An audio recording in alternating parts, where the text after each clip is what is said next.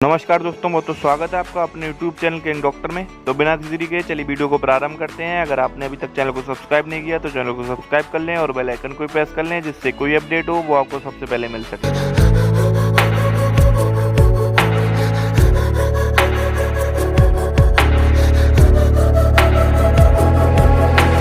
आज की ये वीडियो उन स्टूडेंट्स के लिए है जिन्हें यूपी नीट काउंसलिंग के थ्रू अलॉटमेंट मिल चुका है किसी भी कॉलेज में।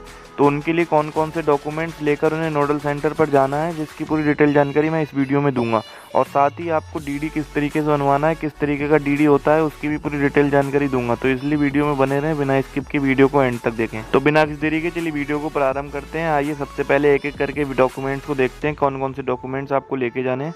उसके बाद मैं आपको डीडी की इन्फॉर्मेशन देता हूँ। सबसे पहले आपको अलॉटमेंट लेटर लेके जाना है, जो आपको यूपी नीट की ऑफिशियल वेबसाइट से डाउनलोड करना है जब आपको अलॉटमेंट किसी कॉलेज में मिल जाएगा। उसके बाद आपको जो डॉक्यूमेंट लेके जाना है वो है यूपी नीट काउंसलिंग की रजिस्ट्रेशन स्लिप, जो आपको रजिस्ट्रेशन के टाइम में आपने डाउनलोड की होगी, उसको आपको लेके जाना है। इसके बाद आपको यूपी नीट काउंसलिंग के डॉक्यूमेंट वेरिफिकेशन की स्लिप जो आपने डाउनलोड की होगी वो आपको लेके जानी है।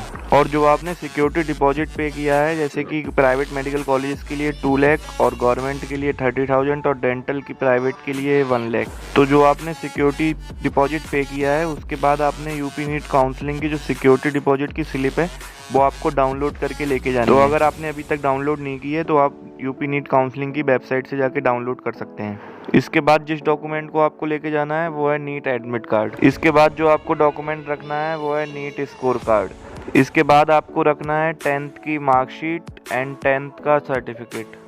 10th मार्कशीट और सर्टिफिकेट के बाद आपको रखना है 12th की मार्कशीट एंड 12th का सर्टिफिकेट। इसके बाद आपको रखना है कोई आपका अगर रिजर्वेशन सर्टिफिकेट है, जैसे कि OBC, SC, ST, EWS या फ्रीडम फाइटर, NCC, कोई भी सर्टिफिकेट अगर आपका है तो आपको वो रखना है। OBC, SC, ST, EWS जो भी सर्टिफिकेट आपका है वो रिसेंट हो, ज़्यादा पुराना ना हो। OBC, SC, ST, EWS जो भी सर्टिफिकेट आपका है तो वो ज़्यादा पुराना ना हो, रिसेंट हो, 2-3 मंथ्स ओल्ड हो तो ज़्यादा बेस्ट रहेगा।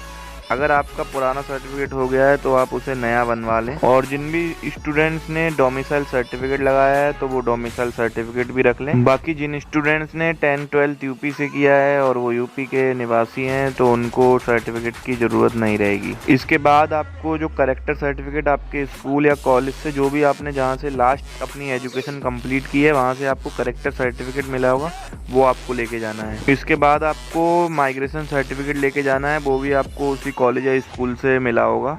इसके साथ ही आपको ट्रांसफ़र सर्टिफिकेट भी लेके जाना है, वो भी आपको उसी कॉलेज या स्कूल से मिला होगा जहाँ से आपने लास्ट अपनी एजुकेशन कंप्लीट की होगी। इसके बाद अगर आपने किसी डिग्री को कंप्लीट किया है, जैसे कि BA, BSc, B फार्मा या कोई और हायर एजुकेशन कंप्लीट की है, तो आपको फिर उसके भी डॉक्यूमेंट्स लेके जाने रहेंगे। इसके बाद अगर आपने 12th के बाद गैप लिया है, जैसे कि आपने 12th अपना 2020 में कंप्लीट किया हो और 2024 में आप एडमिशन लेने जा रहे हैं, तो आपका जो 4 साल का गैप रहेगा उसका गैप सर्टिफिकेट लगेगा। और गैप सर्टिफिकेट या गैप एफिडेविट वो आपको वहीं नोडल सेंटर पर प्रोवाइड कर दिया जाएगा। तो उसके लिए आपको कोई भी चिंता करने की ज़रूरत नहीं है। नोडल सेंटर पर इसके लिए आपको एफिडेविट मिल जाएगा, गैप एफिडेविट, जो आपको वहीं पर मिलके आप वहीं पर साइन करके वहीं लगा देंगे। इसके बाद आपको 8 to 10 पासपोर्ट साइज फ़ोटोग्राफ्स रखने हैं। और जितने भी डॉक्यूमेंट्स मैंने अभी तक बताए हैं उन सभी की मिनिमम 3 कॉपीज़ आपको लेके जानी है। इसके साथ ही आपको ओरिजिनल डॉक्यूमेंट्स भी लेके जाने हैं, 3 फोटोकॉपीज़ और सारे ओरिजिनल डॉक्यूमेंट्स आपको लेके जाने हैं, इस बात का विशेष ध्यान रखें। और इसके साथ आपको अपना ओरिजिनल आधार कार्ड और उसकी भी फ़ोटोकॉपीज़ रख लें।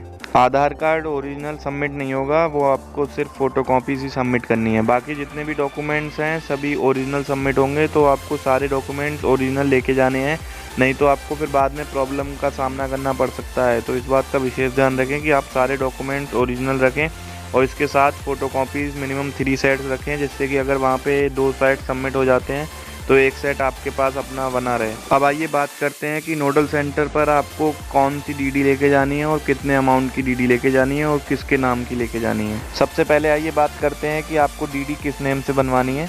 आप स्क्रीन पर देख सकते हैं यही नेम रहेगा एग्जैक्ट, आपने इसमें कोई भी चेंज नहीं करना है, इसी नेम से आपको डीडी बनवानी है। इस बात का विशेष ध्यान रखें, अगर बिल्कुल थोड़ा सा भी चेंज होता है तो काफ़ी ज़्यादा प्रॉब्लम का सामना आपको करना पड़ सकता है, तो इस बात का विशेष ध्यान रखें। अब आइए बात करते हैं कि आपको कितने अमाउंट की डीडी बनवानी है। आपको जो भी आपकी ट्यूशन फीस आपके कॉलेज जो आपको अलॉट हुआ है, जैसे कि अगर आपको अलॉट हो जाता है Hind institute of medical sciences जो कि सीतापुर में है, तो उसकी ट्यूशन फीस है 10,77,229 रुपये। तो आपको पूरे 10,77,229 रुपये की डीडी बनवानी है, ना 1 रुपये इधर ना 1 रुपये उधर। तो पूरे जितना भी अमाउंट है उतने की ही आपको डीडी बनवानी है, 1 भी रुपये आपको कम नहीं रखना है, ना ही ज़्यादा रखना है। तो इस बात का विशेष ध्यान रखें कि आप जो भी डीडी बनवा रहे हैं वो आपके कॉलेज जो आपको अलॉट हुआ है उसकी ट्यूशन फीस की डीडी हो और उसमें 1 भी रुपये ना ज़्यादा हो ना कम हो। अब आइए बात करते हैं कि आपको डीडी कैसे बनवानी है। आप अपने बैंक में जाके आप संपर्क कर सकते हैं, वो आपको डिमांड ड्राफ्ट बना देंगे।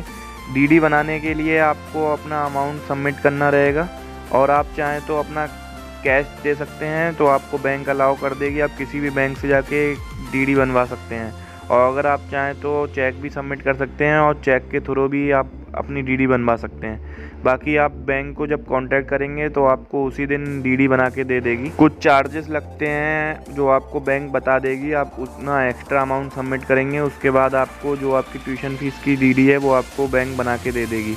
तो इस बात का विशेष ध्यान रखें और कोशिश यही करें कि बैंक जाकर जिस दिन आपको अलॉटमेंट लेटर मिल जाए या उसके अगले दिन आप जाकर बैंक ज़रूर संपर्क कर लें और अपना डीडी कंप्लीट करा लें, क्योंकि कभी कभी सर्वर डाउन होने के कारण काफ़ी सारी बैंक्स में फिर डीडी बनने में प्रॉब्लम आती है। तो इस बात का विशेष ध्यान रखें और कोशिश करें कि आप डीडी उसी दिन बनवा लें, लास्ट डेट का आप इंतज़ार ना करें, जिससे कि आपको कोई भी प्रॉब्लम ना हो। अब आइए मैं आपको सैंपल डीडी का दिखा देता हूँ कि किस तरीके की डीडी होती है। अब आप स्क्रीन पर देख सकते हैं, इस तरीके की डीडी आप बनवा सकते हैं अपनी बैंक जाकर। बाकी डीडी आप किसी भी बैंक से बनवा सकते हैं, चाहे आपका उस बैंक में अकाउंट हो या ना हो।